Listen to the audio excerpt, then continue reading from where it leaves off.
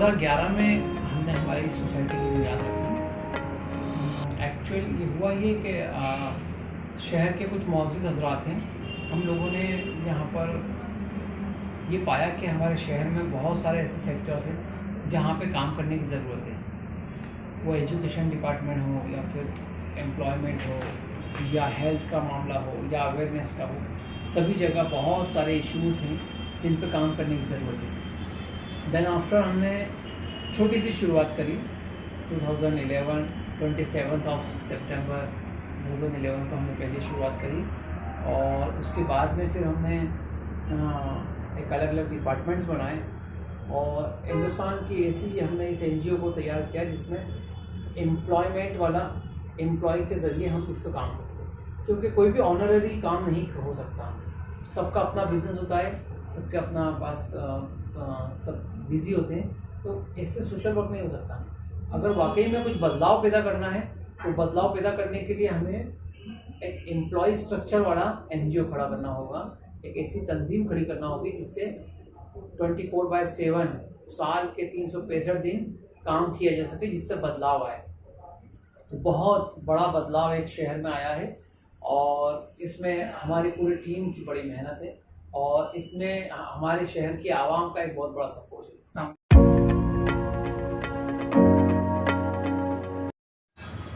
मैं बहुत ही डिलाइटेड हूँ कि मुझे ये अपॉर्चुनिटी मिली आज आपके रिमार्केबल वर्क के बारे में जानने की, जिससे हमको भी मतलब पता चले कि कैसे हम भी आगे चल के इस मुकाम पे आ सकते हैं कि कुछ सोशल वेलफेयर कर सकें। So I would like to take this opportunity to ask you some questions, जिससे हमें पता चले कि कैसे मतलब आप लोग काम करते हैं और कैसे हम इस अमेजिंग इनिशिएटिव का पार्ट बन सकते हैं या कंट्रीब्यूट कर सकते हैं। तो पहले तो मेरा आपसे ये सवाल है कि आपको वो इस बारे में ख्याल कैसे आया, क्या कोई मतलब ऐसी इंसिडेंट हुई थी या इंस्पिरेशन जिससे आपने ये इनिशिएटिव शुरू किया? ऑर्गेनाइजेशन का नाम है सर्व वेलफेयर कमेटी। इसकी शुरुआत हुई थी बेसिकली 2009 में और 2011 में इसकी रजिस्ट्रेशन हुआ है। 2009 में इसकी शुरुआत इस तरीके से हुई थी कि शहर को लेकर के और हमारी जो एक इस कम्युनिटी की हमारी कम्युनिटी की जिस तरीके से हालत लगातार पिछले 70 सालों से या आज़ादी के बाद से जितनी गिरती चली गई है और उसमें जो कंट्रीब्यूशन पॉलिटिक्स का रहा है या किसी भी चीज़ का रहा है, जिस सिनारियो का भी रहा है,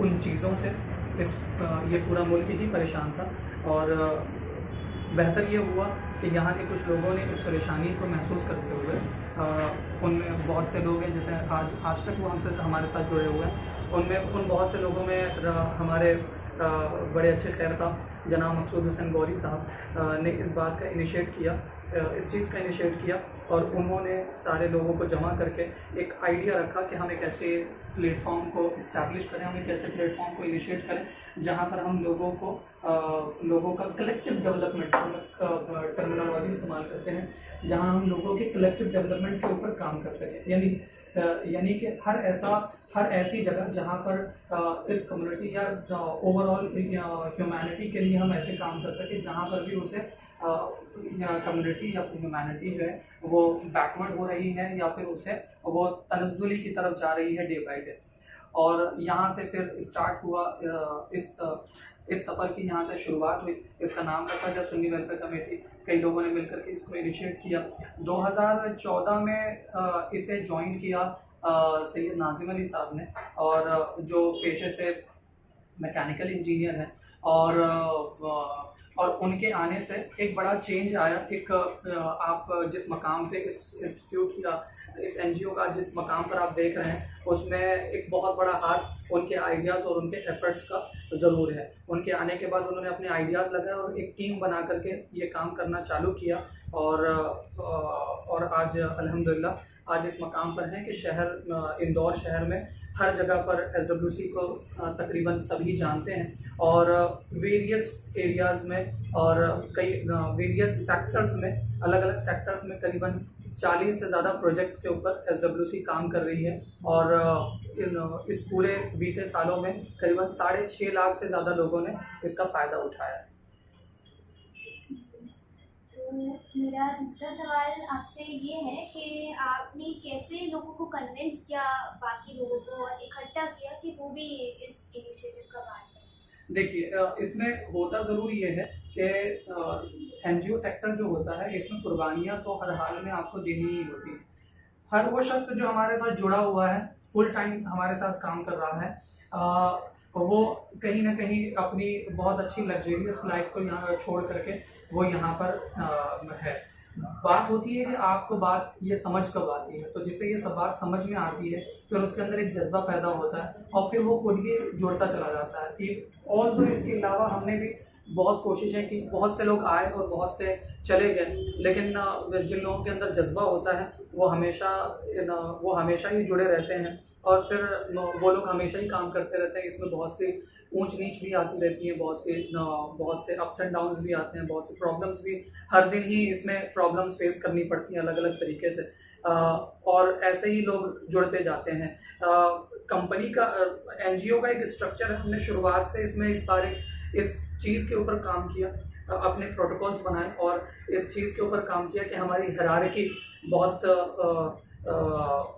बहुत ही मजबूत हो और हर शख्स को पता हो कि मुझे क्या काम करना है और क्या नहीं करना है। और इस काम के लिए हमने इसलिए हम कहते हैं कि शायद हमारी जो एनजीओ है इसकी कामयाबी की या आज ये जिस मकाम पर भी है, इसकी बहुत बड़ी वजह ये है कि ये कॉरपोरेट स्ट्रक्चर पर बेस्ड है। ये इसकी टॉप से लेकर के बॉटम तक की पूरी हायरार्की और उनका वर्क प्रोफाइल सारा डिसाइडेड होता है, तो उन्हें ये पता होता है कि मुझे क्या करना है और क्या नहीं करना है, और इसीलिए ये कामयाबी इसीलिए भी मिलती जाती है। और वॉलंटियर सिस्टम का यहाँ पर बहुत कम रोल होता है और जो लोग भी आते हैं वो हमारी लायबिलिटी हो जाती है कि हम चूँकि दूसरों की तरक्की के लिए काम कर रहे हैं तो सबसे पहले हमारे यहाँ जो इन हाउस लोग हैं हम सबसे पहले उनकी तरक्की के लिए भी काम करें। वो भी तो लोग जो भी आते हैं हमारे साथ, जितने भी लोग जुड़े हुए हैं, ये सब कुर्बानियों के साथ ही जुड़े हुए हैं। एक मकसद है उनके दिल में जो उन्हें यहाँ पर जोड़े रखता है, जो उन्हें यहाँ पर लेकर के आया है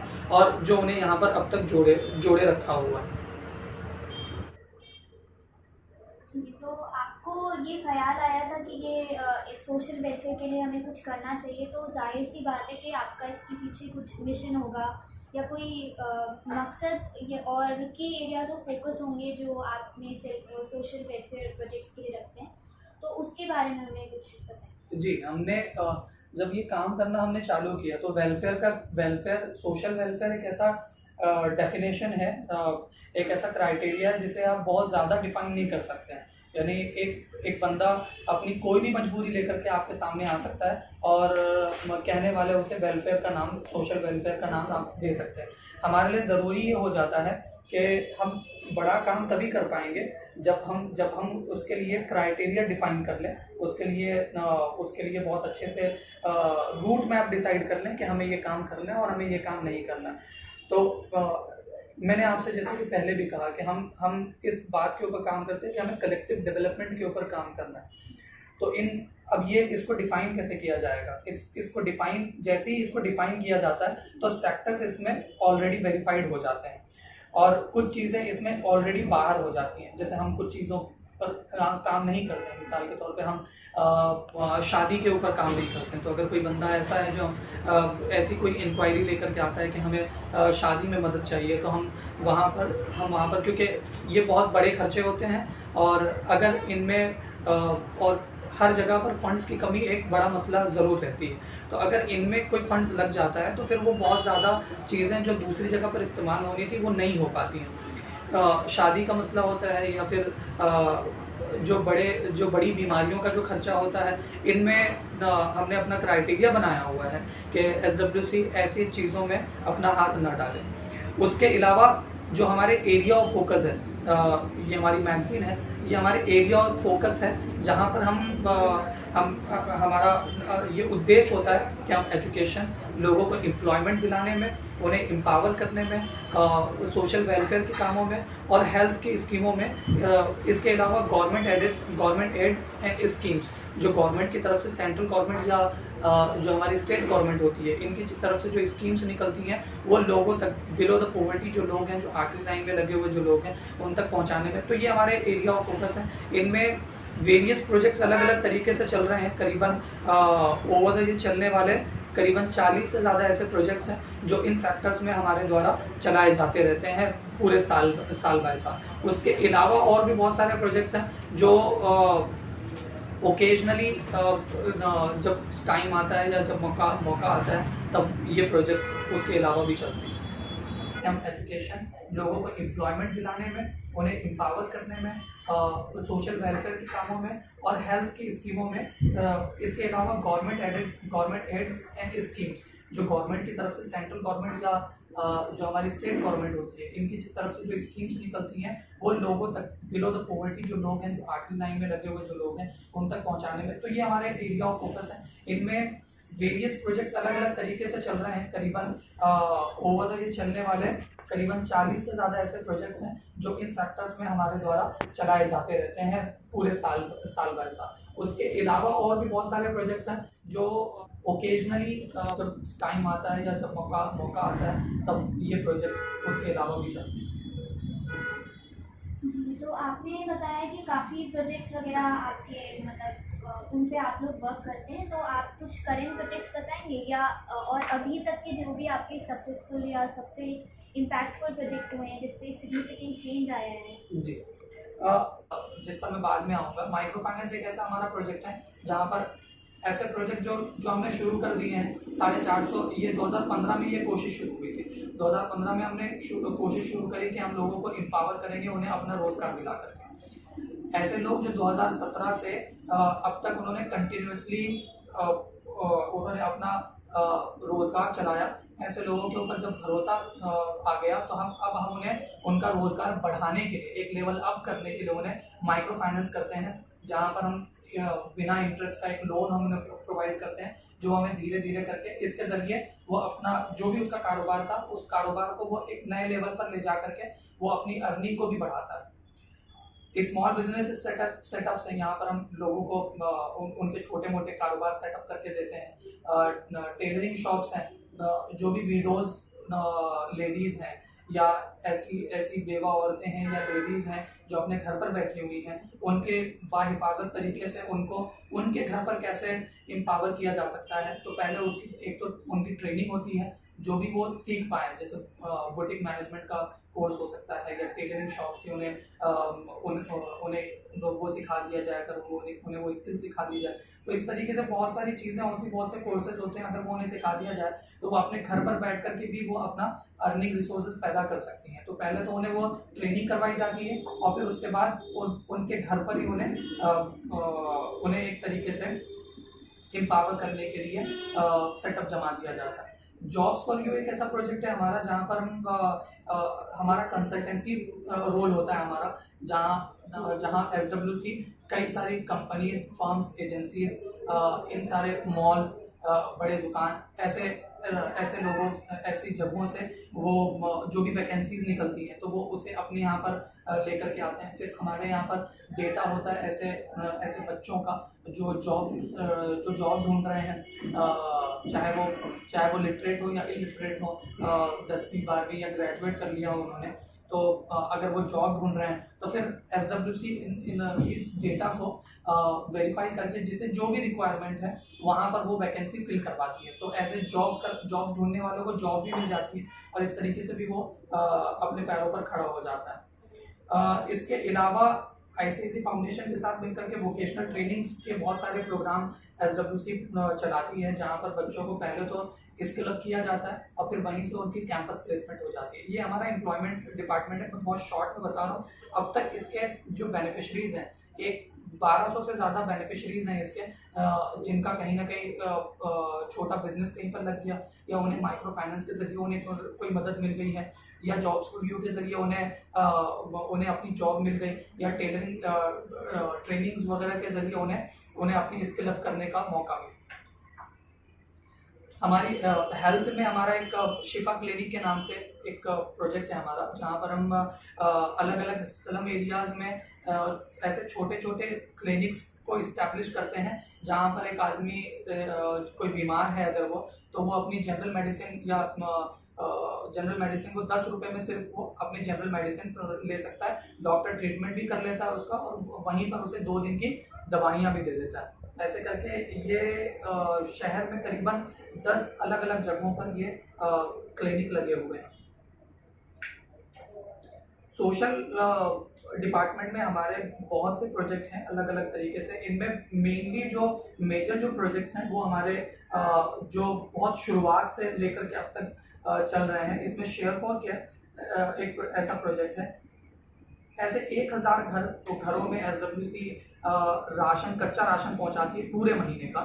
हर महीने पूरे महीने का राशन पहुंचाती है। जहां पर कोई नीडी है, अब वो या तो कोई वो बेवा है या कोई बुजुर्ग है या कोई माजूर है या कोई बच्चा ऐसा है जिनकी सोर्स ऑफ अर्निंग कोई नहीं है, इतनी भी नहीं है कि उनकी डेली नीड्स पूरी हो सके, तो वहाँ पर SWC पूरे साल उनके घर में कच्चा राशन प्रोवाइड करती है पूरे महीने का, जिससे कम से कम उनकी जो खाने की जो सहूलियात है वो कम से कम पूरी हो जाए। इसके अलावा जो बुजुर्ग हमारे साथ जुड़े हुए हैं इसी प्रोजेक्ट में, तो उनकी बहुत सारी चीज़ें ऐसी होती हैं जो उनके लिए जैसे बढ़ती उम्र के साथ उन्हें बहुत सारी बीमारियां भी आ जाती हैं, शुगर है, थायराइड है, तो ये सारी चीज़ें, इन सारी चीज़ों के लिए मेडिसिन भी लगती हैं। तो एक सर्टेन अमाउंट भी हम उनको स्टाइपेंड भी हम उन्हें पेश करते हैं उन बुजुर्गों को, ताकि वो अपनी डेली नीड्स और मेडिकल की जो उनकी जो ज़रूरतें हैं वो उसे पूरी कर सकें। ऑर्फन केयर एक ऐसा प्रोजेक्ट है जहाँ पर बच्चे जो यतीम हैं, जिनके सरों पर उनके माँ बाप का साया नहीं है,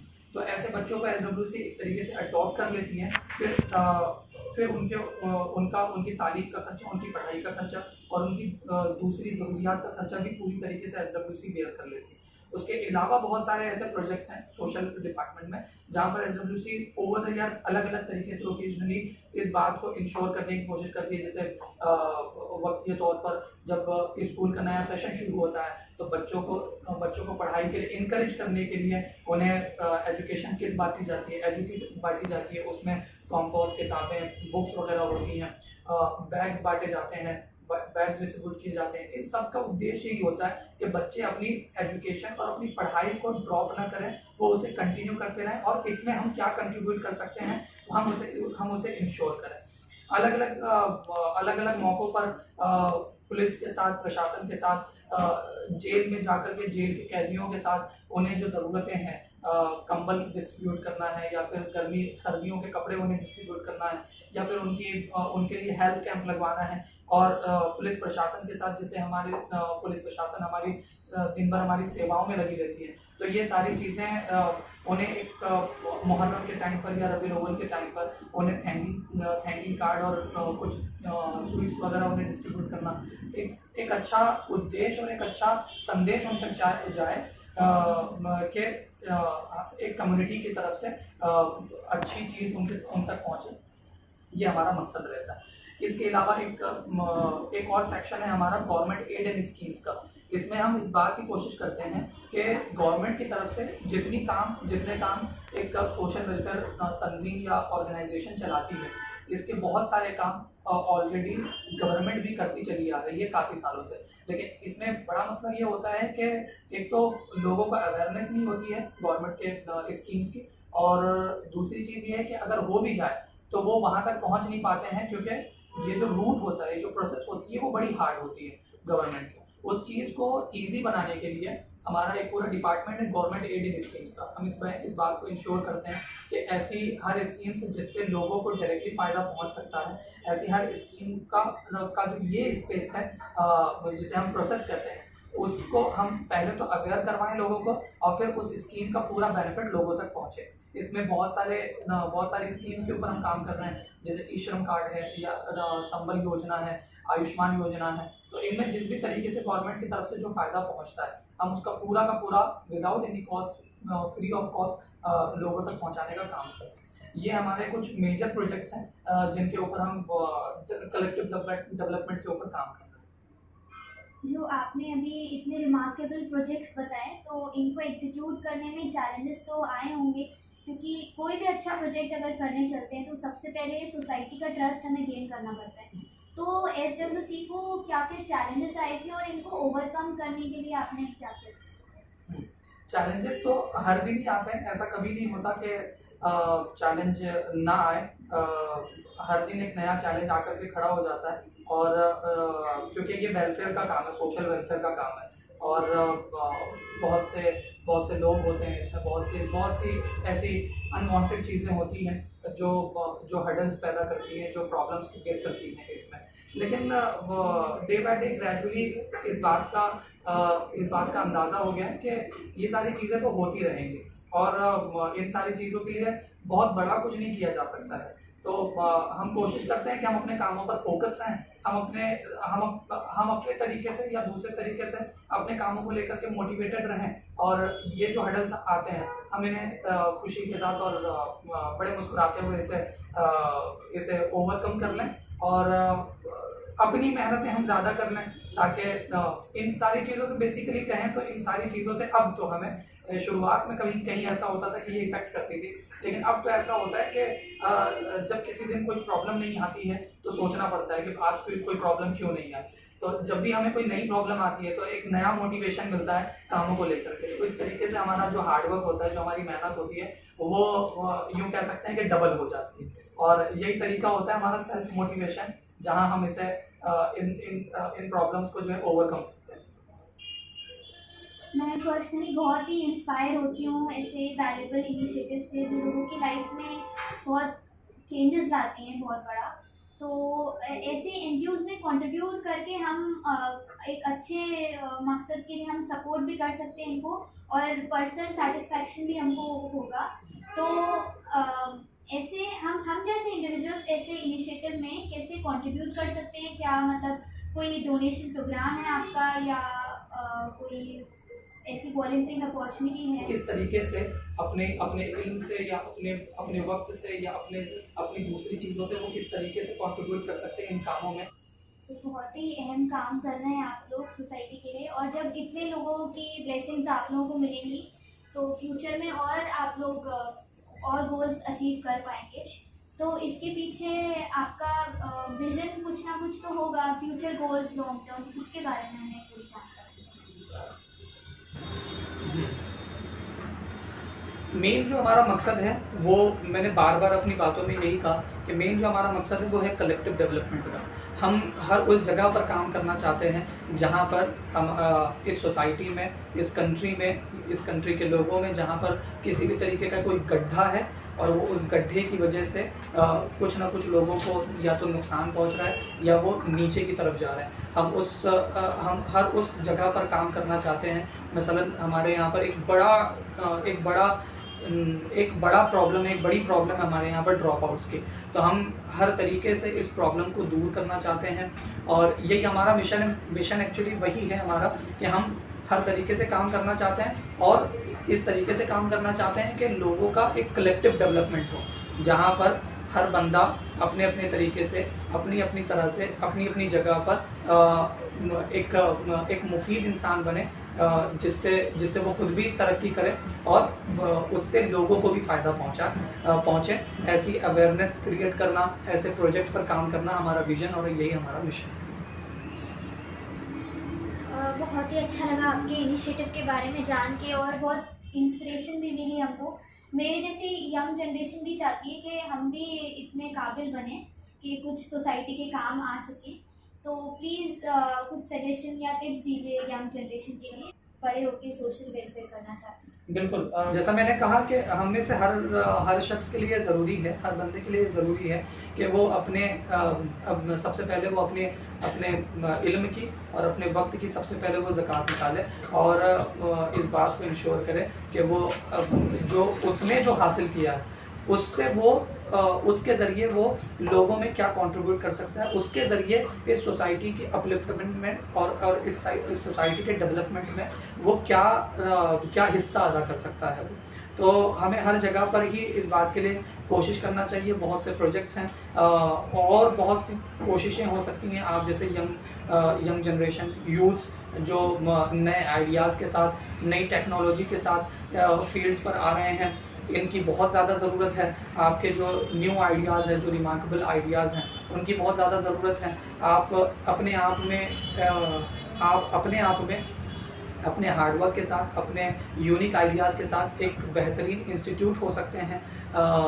बस ज़रूरत ये है कि आप अपनी सलाहियतों को पहचानें, आप अपने टैलेंट्स को पहचानें, और इस बात का और इस जो वेलफेयर जो तहरीक है या वेलफेयर जो मूवमेंट है, लोगों की भलाई का जो नीयत है, इस एहसास को अपने अंदर पैदा करें, इस जज्बे को अपने अंदर पैदा करें। फिर ये है कि जैसे ये जज्बा पैदा हो जाता है, फिर राहें उसी तरीके से खुलने लग जाती हैं। फिर आपको ये बताना नहीं होता है कि आपको ये करना चाहिए और ये नहीं करना चाहिए। तो बस मेरा मैसेज और एडवाइस तो कोई भी सजेशन बस यही है यूथ्स के लिए कि ज़रूरी है कि अपने अंदर उस ह्यूमन बीइंग के लिए वो दर्द पैदा करें, वो जज्बा पैदा करें, वो एहसास पैदा करें, जिससे इनकरेजमेंट हो और जिससे ये सेल्फ मोटिवेशन पैदा हो कि मुझे भी अपनी सोसाइटी को कुछ पे बैक करना है, और फिर उसके बाद ज़मीन पर आकर के काम करना चालू कर दें तो मदद ही मदद है। थैंक यू सर हमारे लिए टाइम निकालने के लिए। मैं काफ़ी फॉर्चुनेट हूँ कि मुझे ये अपॉर्चुनिटी मिली आपके काम के बारे में जानने के लिए, and I am very impressed about this organisation and its work that inspire us to actively participate in such endeavours. तो आपको फ्यूचर में भी हम इसी तरह इंस्पायर करते हुए देखना चाहते हैं। So all the best for your future endeavours. Thank you so much. Welcome.